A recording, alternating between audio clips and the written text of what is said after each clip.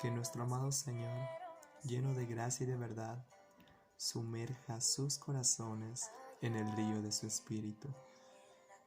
Que nuestro amado Señor Todopoderoso y Omnipotente guarde su corazón y los bendiga. Un saludo cordial de amor y de paz. Este hermoso día que el Señor realizó, estudiaremos el Evangelio de Marcos. Comenzaremos del capítulo 1. Con sus Biblias abiertas, acompáñenme en oración. Querido Padre, Dios bendito, te pedimos, Señor, que este día, Señor, sea posible el estudio de tu palabra y sea llegando a cada corazón que lo necesite, que puedan escuchar tu voz y pueda haber un cambio de mente y un cambio de actitud para que podamos, Señor, agradarte y vivir como es digno del Evangelio. Amado Señor, ponemos nuestra fe y nuestra confianza, Señor, en Jesucristo, en la palabra viva que nos da esperanza y reconforta nuestra alma y nuestro espíritu. Miramos el rostro de aquel que nos amó y le damos, Señor, toda la gloria y la honra por siempre. Todo lo pido en el nombre de Jesús. Amén. Bueno, comenzamos leyendo el libro del Evangelio de Marcos, versículo 1 al 3 del capítulo 1. Principio del Evangelio de Jesucristo, Hijo de Dios, como está escrito en el profeta Isaías: He aquí yo envío mi mensajero delante de tu faz, el cual preparará tu camino. Voz del que clama en el desierto: preparad el camino del Señor, haced derecha sus sendas. Este no es pues el comienzo de Juan o de Jesús. Este es el principio del Evangelio, cuando el Señor Jesús vino a esta tierra, murió en una cruz y resucitó. En esto consiste el Evangelio.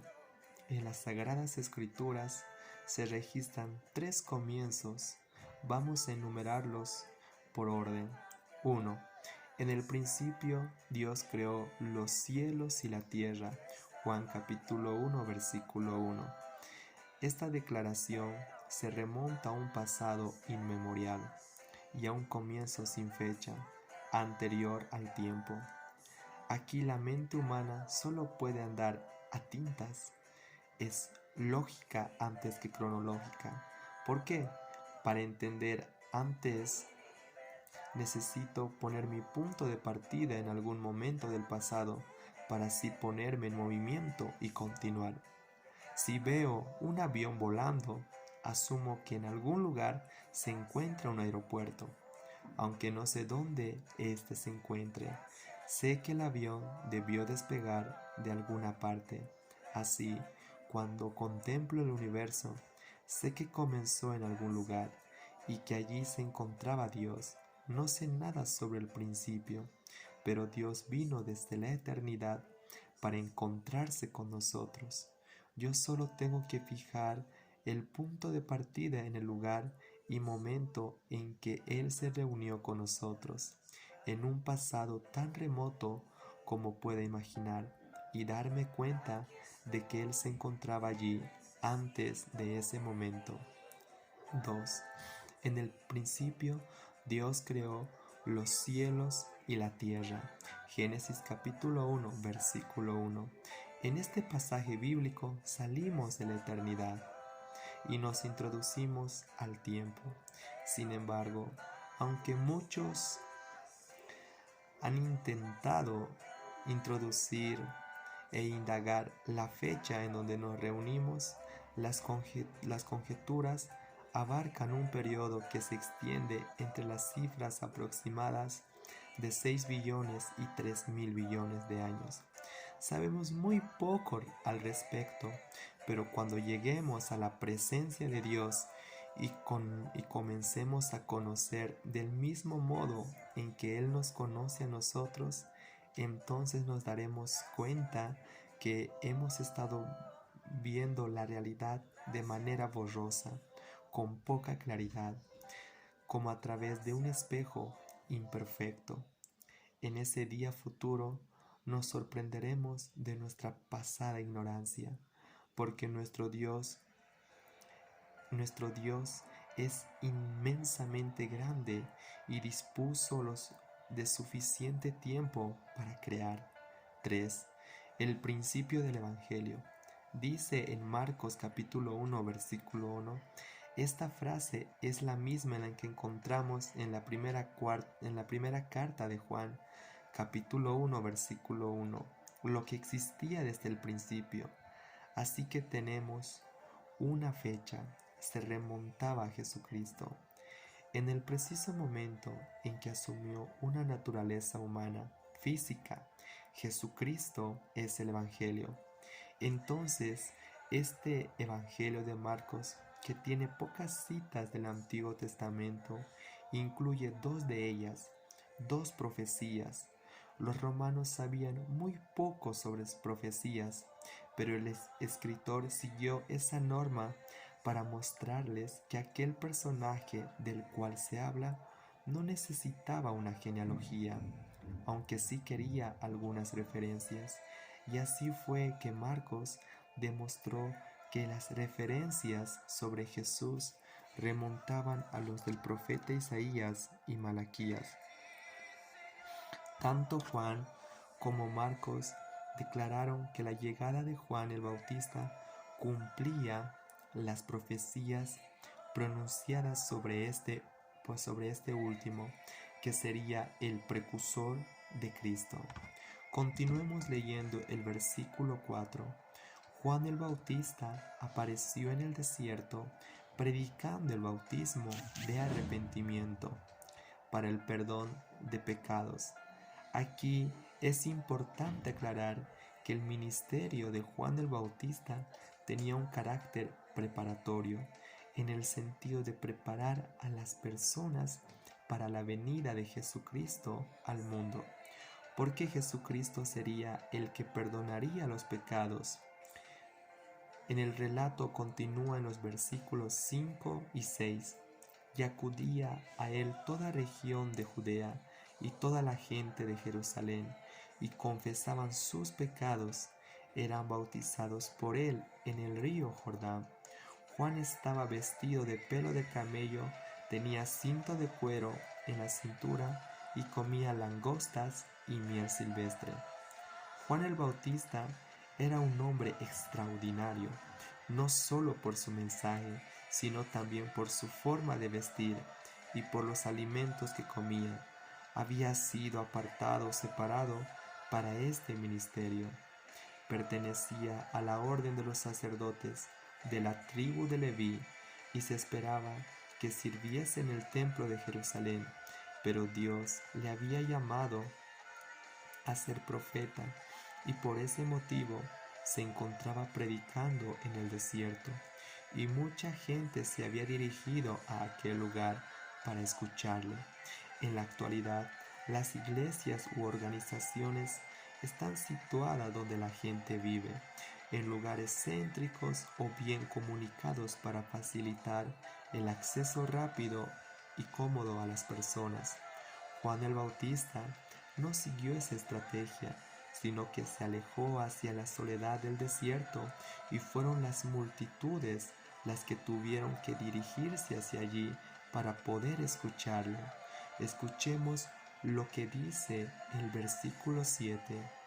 Y predicaba diciendo: tras mí viene uno que es más poderoso que yo, a quien no soy digno de desatar, inclinándome la correa de sus sandalias. Estas palabras nos revelan algo notable de su personalidad. Inspiraba a las multitudes que le rodeaban. Era un hombre extraño y con un carácter fuerte, pero la mejor forma de calificarlo fue aquella en que describió el profeta Isaías, presentándole como una voz. Era tan solo una voz. Observemos su humildad. Juan el Bautista era una persona verdaderamente humilde y continúa diciendo en el versículo 8: yo os bauticé con agua, pero él los bautizará con el Espíritu Santo. En estas palabras vemos la gran diferencia entre Juan y Jesús con el Espíritu Santo. La ceremonia o rito del bautismo se realiza con agua, y el bautismo con agua es en la actualidad muy importante porque constituye un testimonio exterior de una realidad interior que ha tenido lugar dentro de una persona. En el Evangelio de Mateo reflexionamos sobre la actualidad de Jesús al bautizarse y dijimos que el motivo que tuvo para bautizarse fue el identificarse con la humanidad. Ahora llegamos a un momento destacado en la vida de los protagonistas de aquel encuentro. Leamos el versículo 9. Y sucedió que en aquellos días que Jesús vino de Nazaret de Galilea y fue bautizado por Juan en el Jordán. Observemos la frase de Juan: Jesús vino. Resulta emocionante pensar que Jesús volverá algún día nuevamente, y esa noticia sí que será un gran titular para una buena noticia. Pero en este pasaje que hemos leído, el Señor Jesús surgió de la oscuridad de 30 años de silenciosa preparación en pequeño pueblo de Nazaret. A fin apareció públicamente y en su bautismo se identificó él mismo con la familia humana. Recordemos que el relato paralelo de este mismo hecho en Mateo capítulo 3 versículo 15, cuando Juan trató de impedírselo al pensar que él no debía bautizar a Jesús porque él consideraba que él mismo necesitaba ser bautizado por Jesús. En aquella ocasión, Jesús le había respondido a Juan: permítemelo ahora. Hay aquí otro detalle digno de observación. Veamos que se usa su nombre Jesús al describir el hecho de que Jesús vino. Encontraremos que en este evangelio se utiliza su nombre común, Jesús, que en Marcos se usa con mayor frecuencia que cualquiera de sus nombres. Pero observemos lo que dice en el versículo 10 y 11. E inmediatamente al salir del agua, vio que los cielos se abrían y que el Espíritu como paloma descendía sobre él. Y vino una voz de los cielos que decía: tú eres mi Hijo amado, en ti me he complacido. Aquí tenemos a la Trinidad reunida de una manera muy definida. Veamos al Señor Jesús, la segunda persona de la Trinidad. También apareció el Espíritu de Dios, tercera persona de la Trinidad. Descendió sobre él como una paloma y finalmente escuchamos la voz del Padre, primera persona de la Trinidad: tú eres mi Hijo amado. De una manera clara, el escritor concentra nuestra atención sobre la Trinidad, y esa presencia de la divinidad es, por cierto, el sello de aprobación del cielo sobre la persona de Jesús y su dedicación a la misma que trajo a este mundo. También podemos observar que los acontecimientos que sucedieron muy rápidamente. Jesús era el siervo. Juan el Bautista fue el que presentó, y después Dios el Padre le identificó y expresó su aprobación acerca de él. Y a continuación, la tentación inició en su ministerio público. Leamos versículo 12. Y enseguida el Espíritu le impulsó a ir al desierto. Impulsar. Aquí es una palabra que denota intensidad y seriedad. El Espíritu de Dios le condujo directamente al desierto para que fuese tentado. Es muy importante que comprendamos lo siguiente. ¿Por qué nos enfrentamos nuevamente con la siguiente pregunta? ¿Podía él llevar a cabo su tarea? Otros hombres habían fracasado y no habían podido resistir la tentación. En el Génesis vimos que Adán, el primer hombre, falló. Después, Noé pudo pasar por la experiencia del diluvio, pero luego literalmente hablando, se cayó de bruces al protagonizar un deplorable incidente con sus hijos. Más tarde vimos que Abraham experimentó varios fracasos en su vida, y Moisés también fracasó porque después de haber liberado a los israelitas de la esclavitud en Egipto y de conducirles a través del desierto, tuvo un fracaso en un grave incidente público y no se le permitió entrar en la tierra prometida. El rey David también fracasó. En contraste con todos aquellos importantes personajes del pasado, Jesús no fracasaría, y veremos que la tentación daría comienzo a las actividades de Jesús. Leamos el inicio del relato de esa tentación en el versículo 13.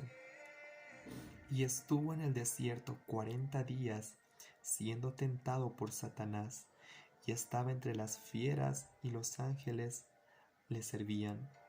En esta descripción no tenemos los detalles que nos ofrecieron los evangelios, los evangelistas de Mateo y Lucas. Jesús permaneció en el desierto durante 40 días y fue tentado por Satanás. Sufrió la tentación durante todos aquellos 40 días. Algunos parecen tener la impresión de que ayunó por 40 días y entonces fue tentado por Satanás. No fue así, sino que estuvo siendo tentado todo el tiempo. Otros tienen la idea de que allí él fue tentado por Satanás y que las fieras salvajes más o menos contribuyeron a la tentación. Lo que Marcos nos está diciendo que él estaba allí en compañía de las fieras y los ángeles, y tanto unas como otras les servían. Las bestias son una parte de la creación que ha sido colocada bajo el dominio del ser humano. Por el motivo Dios creó a esas criaturas.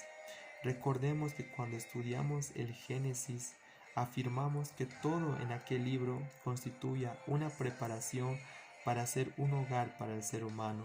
Por lo que sabemos en la actualidad, la tierra es el único habitable para los seres creados y donde existe una raza humana. En este pasaje se explica que las fieras que estaban bajo el control del hombre Jesucristo le servían y que los ángeles del cielo también estaban a su servicio. Entonces lo que Marco quiere decir aquí, leamos 14 y 15.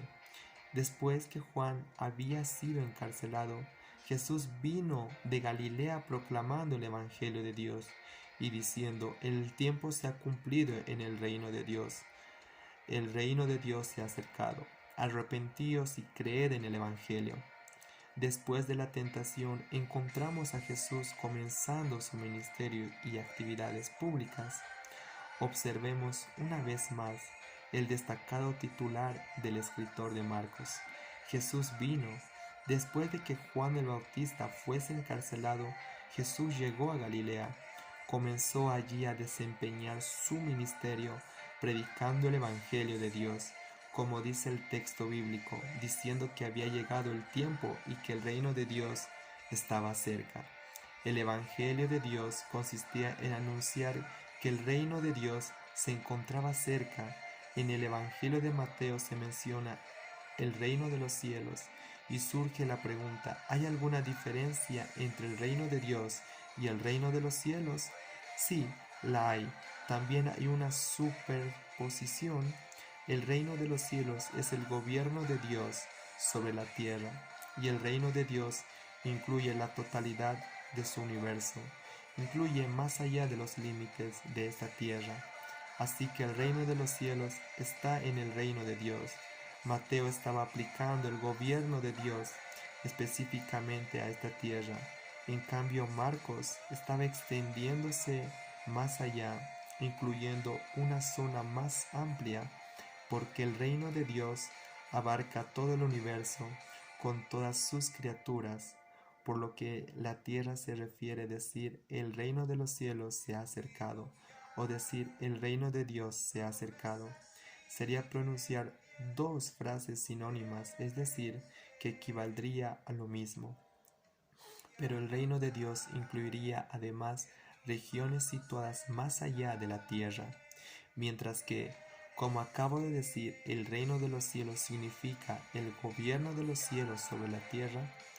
El mensaje de Jesús era el mismo que el que Juan el Bautista en el Evangelio de Mateo: arrepentíos y creed en el Evangelio. Yo creo que en nuestro tiempo el mensaje realmente ha experimentado un giro, es decir, que nosotros lo expresamos, colocamos a la fe antes del arrepentimiento, aunque en realidad ambos, la fe y el arrepentimiento, van unidos en el tiempo. Cuando cambias de dirección y te diriges hacia Jesucristo por la fe, estás realmente yendo en dirección a Él y apartándote de algo más. Y esa acción, alejarse de algo, es el arrepentimiento. Si no ha habido un cambio de dirección o un apartarse de algo, entonces aparentemente no ha tenido realmente lugar un cambio de rumbo real, de dirigirse hacia Cristo. Y es cierto que se ha realizado un verdadero giro en dirección a Cristo. Habrá una manifestación visible de un cambio en la vida, mostrando que el creyente está apartándose de algo. Así que en absoluto existe una contradicción de términos. Lo importante es que las personas crean en el Evangelio. Ya hemos hablado algo sobre la rapidez en el desarrollo de los acontecimientos que caracteriza a la narración de este Evangelio. Recordemos que este Evangelio fue escrito para un pueblo como los romanos, caracterizados por ser hombres de acción y movidos por ese impulso. Ellos fueron los poderosos que llegaron a dominar al mundo por un prolongado periodo de tiempo. Al principio, en la introducción, dijimos que el Evangelio de Mateo había sido escrito para las personas religiosas, el Evangelio de Marcos para los que mostraban su preferencia por la fuerza del ser humano. El Evangelio de Lucas fue escrito pensando en las personas inclinadas al pensamiento y a la reflexión, y el Evangelio de Juan fue dirigido a las personas como seres humanos viviendo en la miseria espiritual, como seres que necesitan la salvación. En el último versículo que hemos leído, el 15, continúa la primera invitación de Jesús registrada en el Evangelio, en la que se proclama un mensaje de buenas noticias. En aquel tiempo, igual que hoy, la invitación divina es a creer, a un objeto de fe. Así que creer en el Evangelio significa creer en Jesús mismo como el Hijo de Dios, como el Salvador, porque Él y su obra en la cruz constituyeron la esencia, el contenido mismo del Evangelio. Solo por este medio se puede entrar en el reino de Dios, es decir, que se recibe como un regalo de la gracia de Dios. El Evangelio presenta a Jesucristo. El Evangelio es Jesús. Es el significado de la muerte y la resurrección de Jesús. Y la invitación está abierta para cada uno de nosotros. Y usted que no conoce a Jesucristo, que no ha escuchado el Evangelio es poner toda la confianza y la esperanza en creer lo que Jesús ha hecho por usted en la cruz del Calvario, y aquel amor que se ha entregado completamente por usted. Y con un corazón completamente sincero, acompáñeme y repita las siguientes palabras que voy a pronunciar. Querido Dios, hoy vengo ante ti con un corazón completamente sincero. Reconozco todas mis faltas, mis pecados. Reconozco, Señor, que he transgredido tu ley. Reconozco que soy un hombre pecador y que estoy apartado de tu gloria. Este día te confieso a ti, Jesús, como mi Señor y mi Salvador de mi vida. Hoy te acepto en mi corazón. Señor, escribe mi nombre en el libro de la vida y no lo borres jamás. Te doy gracias, Señor, por la salvación. En el nombre de Jesús. Amén. Si realmente hecho de todo corazón, me gustaría poder escucharlo y poder gozarme con la decisión eterna que ha tomado. Y que el Señor pueda bendecir su camino y pueda darle el gozo de su salvación. Que nuestro amado Padre bendiga sus pasos y le llene de su gloriosa y eterna gracia en Jesucristo. Que el Señor los guarde en el nombre de Jesús. Amén.